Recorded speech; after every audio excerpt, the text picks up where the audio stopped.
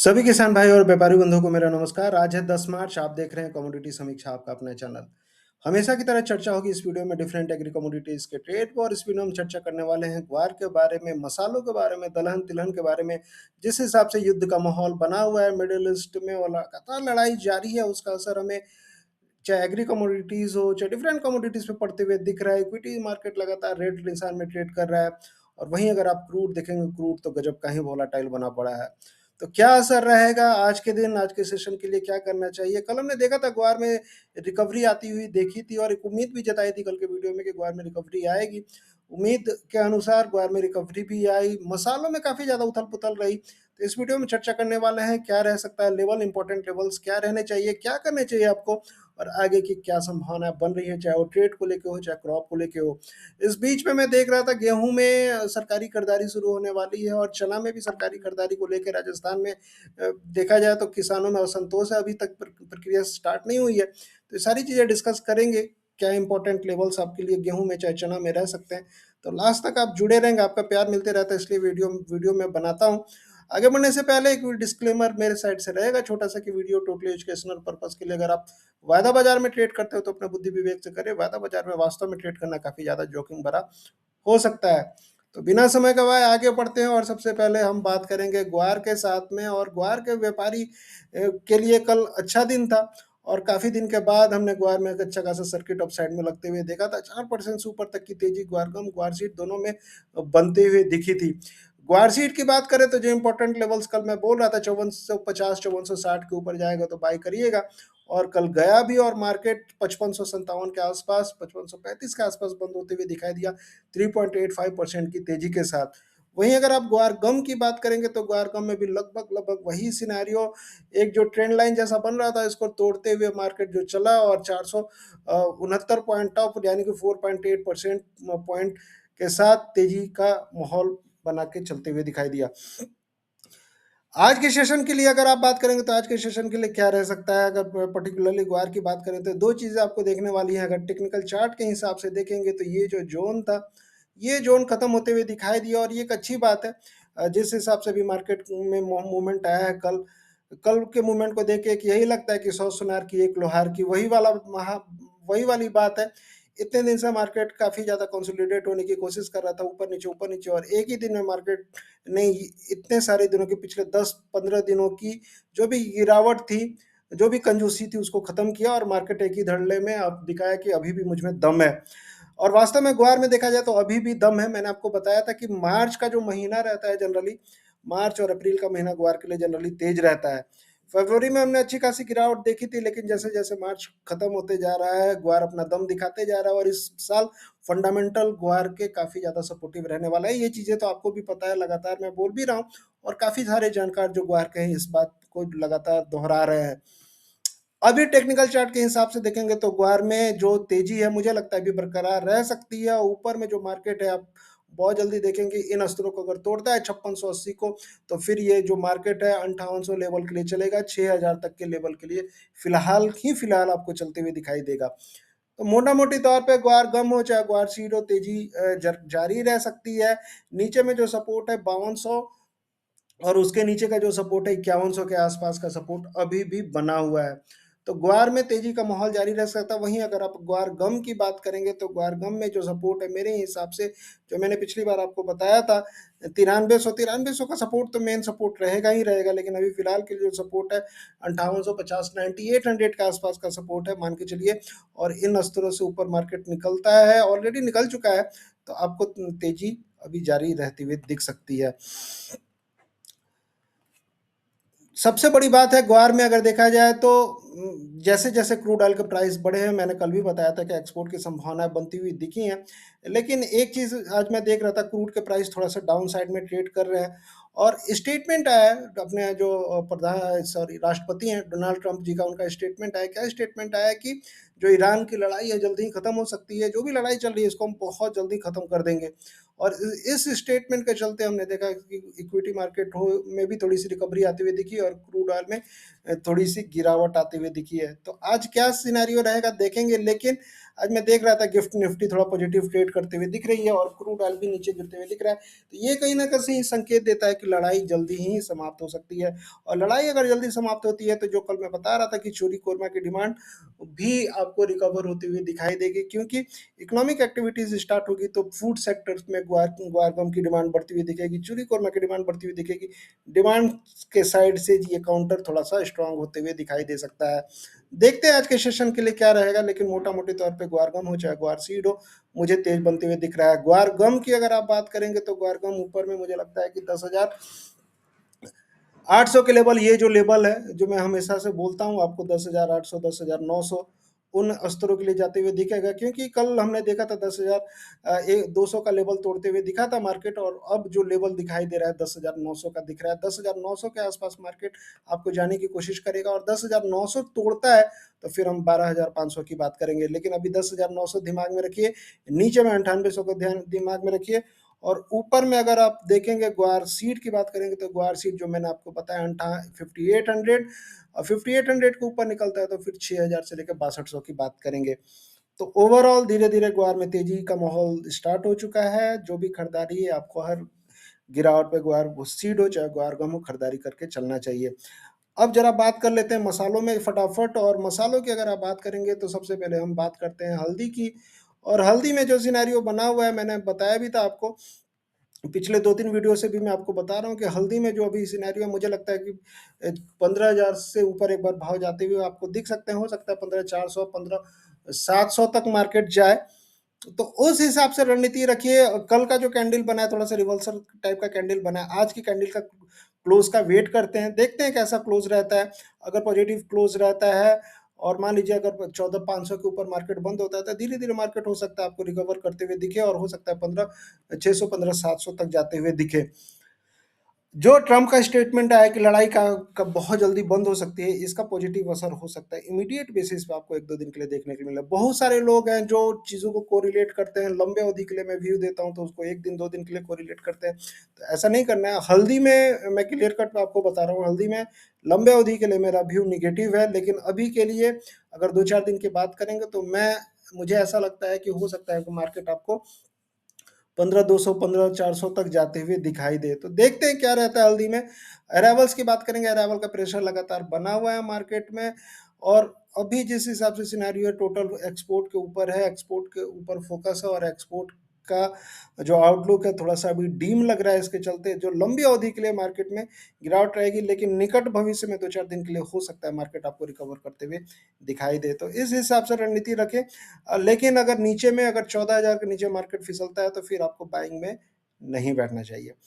ठीक है, तो इस हिसाब से आपको हल्दी में रणनीति रखनी चाहिए। वहीं अगर आप जीरा की बात करेंगे तो जीरा में एक कल थोड़ा सा उछाल बनते हुए दिखा था। 22,300 22,500 एक इंपॉर्टेंट लेवल्स रह सकते हैं ऊपर में बिकवाली के, और जो भी उछाल मिलेगा ऊपर में आपको बिकवाली करते हुए दिखेंगे लोग। जीरा में ओवरऑल देखा जाए तो जिस हिसाब से भी सिनेरियो बना हुआ है, अराइवल्स का प्रेशर अभी रहेगा, एक्सपोर्ट को लेके कंसर्न्स हैं। चाइना से लगातार अगर आप देखेंगे तो चाइना की क्रॉप लगातार बनी हुई है मार्केट में, और ओवरऑल चाइना की क्रॉप का जो फोकस है आप देखेंगे, चाइना इस बार ज़्यादा प्रोडक्शन होने की संभावना बनती हुई दिख रही है, उसका भी असर आप देखेंगे। चाइना से डिमांड अभी थोड़ी सी कम आएगी। ये सारी चीज़ें देखते हुए मुझे लगता है कि जो भी उछाल मिलेगा जीरा में बिकवाली बनेगी, और नीचे में हो सकता है मार्केट आपको 20,000 तक आते हुए दिखाई दे। लेकिन आज के सेशन की बात करेंगे तो आज के सेशन के लिए 22,500 के आसपास बिकवाली का लेवल है, उन स्तरों से आपको बिकवाली बनते हुए देखिए कि 22,500 22,300 ये जो भी लेवल आपको मिल रहे हैं यहाँ से बिकवाली बनते हुए आपको जीरा में दिखेगी। वहीं अगर आप धनिया की बात करेंगे तो धनिया में मोटा मोटे तौर पे देखा जाए तो 2 सिनेरियो बन रहे हैं। न्यू क्रॉप स्टार्ट हो चुकी है, और जिस हिसाब से सेंटीमेंट है कि क्रॉप कम है, हर गिरावट पे लोग खरीदारी करते हुए चल रहे हैं। लेकिन एक चीज़ मैं आपको बताऊं, जिस हिसाब से हर मसालों में एक्सपोर्ट को लेके कंसर्न है, मुझे लगता है धनिया में भी वही हाल है, और इसका असर आपको भाव पे पड़ते हुए दिख सकता है। अराइवल्स के नंबर लगातार बढ़ते हुए दिखेंगे, और अराइवल का प्रेशर बढ़ते हुए दिखेगा। मार्च का वो महीना रहता है जब सबसे ज़्यादा अराइवल्स धनिया के आते हैं, और इसका असर आपको भाव पे पड़ते हुए दिख सकता है। नीचे में अगर सपोर्ट की बात करेंगे तो मार्केट बार बार इन स्तरों पे 11,200 के आसपास सपोर्ट लेते हुए दिख रहा है। 11,200 के नीचे मार्केट निकलता है तो 11,800 सॉरी 10,800 और फिर 10,200 तक जाने की संभावना रखेगा। ऊपर की अगर आप बात करेंगे तो 12,000 के ऊपर अगर मार्केट निकलता है तो 12,500 तक जाने की संभावना रखेगा। मोटा-मोटी तौर पे अभी मुझे लगता है कि धनिया में निकट भविष्य में थोड़ी अभी गिरावट बाकी है, गिरावट जारी रहेगी। लेकिन एक चीज़ याद रखिएगा, 12,500 एक मेजर रेजिस्टेंस है। 12,500 के ऊपर अगर मार्केट निकलता है तो जो भी बिकवाली रहेगी, अगर वायदा में जो भी सेल पोजीशन है, सेल में नहीं बैठेंगे। 12,500 इम्पोर्टेंट रेजिस्टेंस लेवल आपके लिए धनिया के लिए रह सकता है। लेकिन अभी जो सिनेरियो लग रहा है, मुझे लगता है कि हर भी उछाल पे बिकवाली बनते हुए आपको धनिया में दिख सकती है। बात करते हैं कैस्टर सीड की। और आपको याद होगा, मैंने 2-3 दिन पहले जो वीडियो बनाया था, मैंने आपको बताया था कि अगर सारे काउंटर की बात करें तो सबसे अच्छी तेजी मुझे कैस्टर सीड में बनती हुई दिख रही है। और अगर आप यकीन ना मानिए, देखिए 6200 से सीधे 6400 के आसपास मार्केट जा चुका है जब वो वीडियो मैंने बनाया था। बहुत सारे लोग ऐसे हैं कि एक दिन के मूवमेंट पे जज करने लगते हैं कि आपने तो बोला था तेज होगा, आज तो मार्केट गिर गया। देखिए, मार्केट में इंट्राडे खेल नहीं खेलता हूँ कि एक दिन बताया तो जिस लेवल से बताया उसी दिन बढ़ा, उसी दिन खत्म हुआ, ऐसा नहीं है। मैं रुझान बताता हूँ। और कैस्टर में मुझे लग रहा था कि रुझान तेजी का है। एक दिन ठीक है, इस दिन गिरावट हुई, कल गिरावट हुई, ठीक है। उसके बेसिस पे, परसों दिन की गिरावट के बेसिस पे आप नहीं बोल सकते हो कि आपका रुझान गलत है। आप देखिए, चीज़ों को देखिए, 2-3 दिन देखिए क्या होता है। अगर गलत होता है, मैं खुद स्वीकारता हूँ कि गलत है। कैस्टर सीड में मैंने आपको क्लियर कट बताया था, कैस्टर सीड में बहुत अच्छी तेज़ी आने वाली है और आ भी रही है। और अगर आप देखेंगे तो पिछले 3-4 सेशन से लगभग 200 पॉइंट से ज़्यादा की तेज़ी कैस्टर सीड में आती हुई दिखी है। मुझे लगता है अभी तेज़ी ये बरकरार रहेगी और मार्केट आपको बहुत जल्दी 6600 के ऊपर जाते हुए दिख सकता है। तो कैस्टर में जो भी गिरावट है, खरीदारी के मौके आज के सेशन के लिए 6360, 6370 के आसपास की खरीदारी रहेगी। और नीचे में जो एसएल रहेगा 6300 का रहेगा। ऊपर में 6600 तक मार्केट आपको 6600 तक जाते हुए दिख सकता है।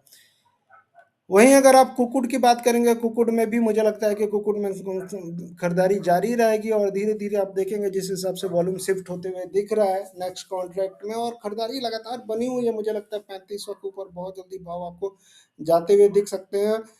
अगर 3370, 3380 के आसपास अगर लेवल अगर आपको मिलता है तो बेझिझक खरीदारी करनी चाहिए। और आपको मार्केट 3520, 3540 तक जाते हुए कुक्कुट का दिख सकता है। वहीं अगर आप मेंथा ऑयल की बात करेंगे तो मेंथा में भी जिस हिसाब से हमने कल खरीदारी बनती हुई देखी थी, धीरे धीरे आप देखेंगे कि मेंथा में ओवरऑल सेंटीमेंट देखा जाए तो तेजी का बनते हुए दिख रहा है। और बहुत जल्दी मार्केट आपको 1000 के ऊपर जाते हुए दिख सकता है। मेंथा में मुझे लगता है कि जो लेवल है अभी 995 के आसपास मेजर स्टैंस है, और ये तोड़ता है तो 1000 जो मैं अभी बता रहा था, 1000 के ऊपर जाते हुए आपको दिखेगा। जो भी गिरावट है, गिरावट पे खरीदारी के मौके आपको मेंथा में बने हुए हैं। वहीं अगर आप छोटी इलायची की बात करेंगे तो छोटी इलायची में खरीदारी जारी है। और जिस हिसाब से ये बॉटम में ऐसा कैंडल कुछ बना था, रिवर्सल टाइप का ऐसा कुछ कैंडल बनता है तो जनरली मार्केट तेज रहता है। और अभी जो सिनेरियो बना हुआ है, मुझे लगता है 2600 से लेकर 2650 तक कार्डमम यानी छोटी इलायची के भाव अभी आपको जाते हुए वायदा पे दिख सकते हैं। केरला मार्केट में धीरे धीरे तेजी आते हुए दिख रही है। अराइवल्स कम है और इसका असर आपको प्राइस पे पड़ते हुए दिख रहा है। और इस बीच में अगर लड़ाई खत्म होने का संकेत आता है कि मिडिल ईस्ट में लड़ाई खत्म हो सकती है, तो उसका भी असर, एक पॉजिटिव असर आपको छोटी इलायची हो चाहे बड़ी इलायची बनते हुए दिख सकता है। तो जो भी गिरावट है, खरीदारी के मौके छोटी इलायची बड़ी इलायची में आपको बनते हुए दिखेंगे। वहीं अगर आप सोयाबीन की बात करेंगे तो सोयाबीन में कल हमने बेहतरीन तेजी बनती हुई दिखी। और मार्केट लगभग लगभग देखा जाए तो 5700 के आसपास ट्रेड करते हुए दिखा। मुझे लगता है सोयाबीन में जो सिनेरियो अभी बना हुआ है, सोयाबीन 57 से 5800 ट्रेड कर रहा है, बहुत जल्दी आपको 6000 के ऊपर जाते हुए दिखेगा। सोयाबीन में जो भी स्टॉक करके बैठे हुए हैं, अभी उनको अपना स्टॉक होल्ड करके चलना चाहिए। और सोयाबीन में मुझे लगता है कि मार्केट बहुत जल्दी 6000 के ऊपर, 6000 से लेकर 6400 रुपये तक सोयाबीन आपको जाते हुए दिख सकता है। अगर आप सरसों की बात करेंगे तो सरसों में भी कल रिकवरी थोड़ी-सी बनती हुई दिखी थी। और जयपुर मार्केट में देख रहा था, जयपुर मार्केट 6820 के आसपास ट्रेड करते हुए दिख रहा है। और मैंने आपको लगातार बताया भी था, सरसों में लगातार पिछले 2-3 सेशन से मैं बोल भी रहा था कि खरीदारी करके चलिए, सरसों में रिकवरी आने वाली है। और 6820 के ऊपर मार्केट बैठ गया है। बहुत जल्दी सरसों आपको 7000 के ऊपर जाती हुई दिखेगी। तो सरसों, सोयाबीन हो, दोनों में खरीदारी के मौके आपके लिए बने हुए हैं। वहीं अगर आप चना की भी बात करेंगे तो चना में, जो मैंने आपको बताया था कि चना में भी खरीदारी आने वाली है। और 5400-5500 मेजर सपोर्ट रहेगा। और वही हुआ, 5550 के आसपास सपोर्ट लेके मार्केट घूमते हुए दिख रहा है। और मुझे लगता है कि मार्केट अभी 5800 और उसके बाद फिर 6000 तक जाते हुए दिखेगा। चना में देखा जाए तो खरीदारी कई राज्यों में स्टार्ट हो चुकी है। लेकिन वहीं अगर आप देखेंगे राजस्थान की बात करेंगे, कल राजस्थान की बात पढ़ पढ़ रहा था मैं न्यूज़, उसमें डायरेक्टली यही बताया था कि एमएसपी पे चना सरसों बेचने पर अटकी प्रक्रिया, ऑनलाइन रजिस्ट्रेशन अभी तक नहीं खुला, परेशान किसान सरकार से कर रहे हैं मांग। तो बहुत जल्दी आपको राजस्थान में भी चीज़ें सुधरती हुई दिखाई देंगी। अन्य राज्य में ऑलरेडी प्रक्रिया स्टार्ट हो चुकी है। वहीं अगर आप गेहूं की बात करेंगे तो गेहूं का जो रजिस्ट्रेशन है और गवर्नमेंट ने जो टारगेट रखा है 30 मिलियन टन के आसपास, 30.3 मिलियन टन के आसपास का टारगेट सरकार ने 2026-27 के लिए रखा है। 30 मिलियन यानी 300 लाख टन के आसपास की गेहूं जो है वो सरकार इस साल खरीदने वाली है। उसका असर हमें देखने के लिए मिला। और गेहूं की बात करेंगे तो गेहूं में भी प्राइस सुधरते हुए दिखे। मैंने आपको बताया था गेहूं 2800 से लेकर 3000 तक जा सकता है, और प्रक्रिया स्टार्ट हो चुकी है। धीरे धीरे आप देखेंगे मार्केट बढ़ते हुए दिख रहा है, और कल हमने 2625 के लेवल बनते हुए दिखे। और अभी के लिए मुझे लगता है कि मार्केट जो लेवल मुझे दिख रहे हैं वो 2760, उसके बाद फिर 2900 तक मार्केट जाते हुए दिखेगा।